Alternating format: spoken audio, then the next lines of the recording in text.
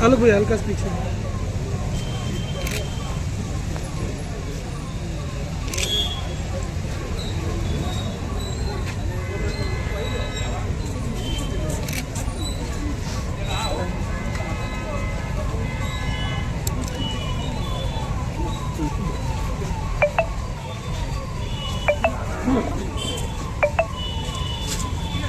भैया हेलो भैया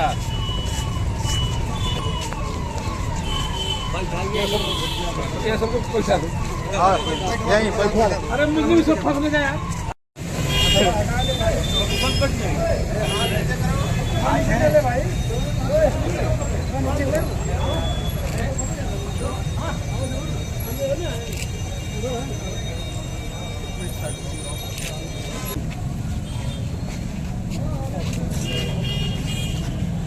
चलो ले आ भैया।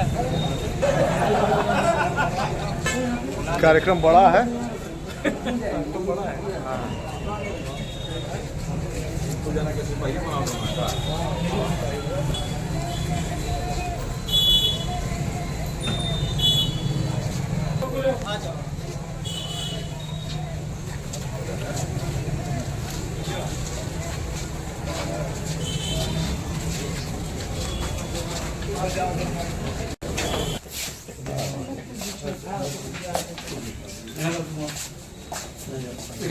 ये किंग पिन है। आ जाओ तुम आओ तुम आओ।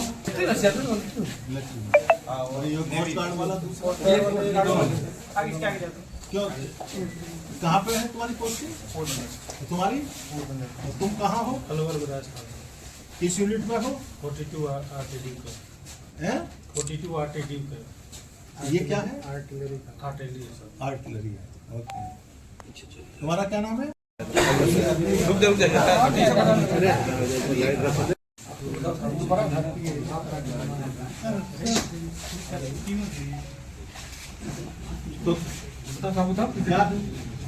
क्या करते हो तुम? तो यहाँ क्यों आए थे? पुलिस का एग्जाम था, इसमें गलत तरीके से भर्ती कराया। इससे पहले भी करा चुके हो? किसमें? सीटेट में हैं? SSC GD है। कहाँ पे? बताओ।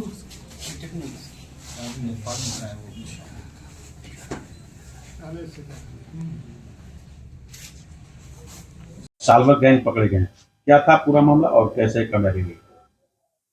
जो पुलिस भर्ती बोर्ड की परीक्षा चल रही थी, इसी में कुछ क्योंकि हमारी सभी थानों की पुलिस, हमारी स्वाट सर्विलेंस टीम इसमें सक्रिय थी। इसी में एक गोपनीय सूचना प्राप्त हुई कि कुछ लोग संरक्षण कराने की आड़ में लोगों से संपर्क कर रहे हैं।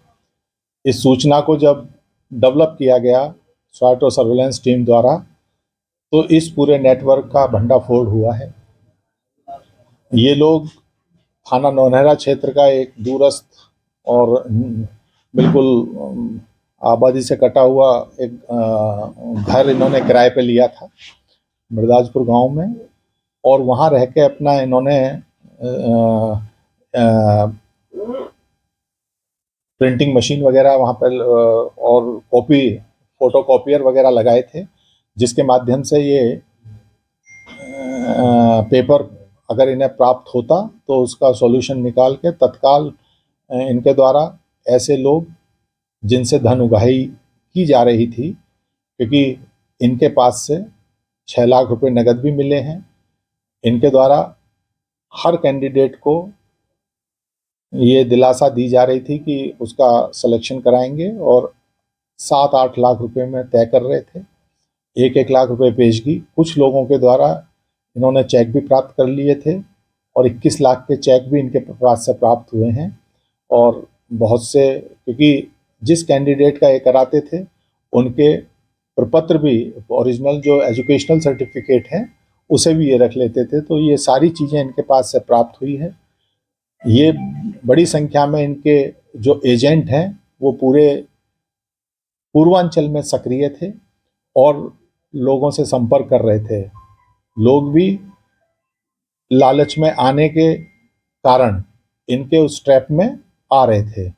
ना तो इनके पास कोई पेपर था, अभी कुछ नहीं था, केवल ये था कि जिस दिन पेपर होगा उस दिन इनके द्वारा ये करा दिया जाएगा।